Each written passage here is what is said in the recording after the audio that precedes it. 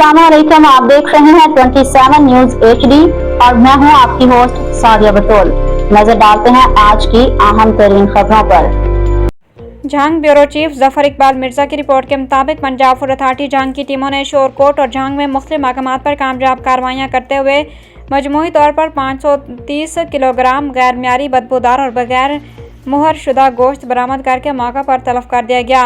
शोरकोट में गैर कानूनी स्लाटर हाउस और मीट स्टोर पर छापे मारकर बीमार गाय का बदबूदार गोश्त बरामद किया गया, जबकि सरगोदा रोड बांध बाईपास झांग पर गाड़ी के जरिए सप्लाई किए जाने वाला गैर मियारी गोश्त पकड़कर गाड़ी तहवील में ले ली गई। तमाम कार्रवाइयों के दौरान मुलजमान के खिलाफ मुकदमा दर्ज करवा के इन्हें पुलिस के हवाले कर दिया गया। डीजी फूड अथॉरिटी का कहना है कि गैर कानूनी स्लाटरिंग और मुज़र सेहत गोश्त की फरोख्त के जरिए आवाम की सेहत से खेलने वालों के खिलाफ पंजाब फूड अथॉरिटी का बिलाइम्तियाज क्रैकडाउन जारी रहेगा। मज़ीद खबरों और अपडेट्स के लिए देखते रहिए 27 न्यूज HD।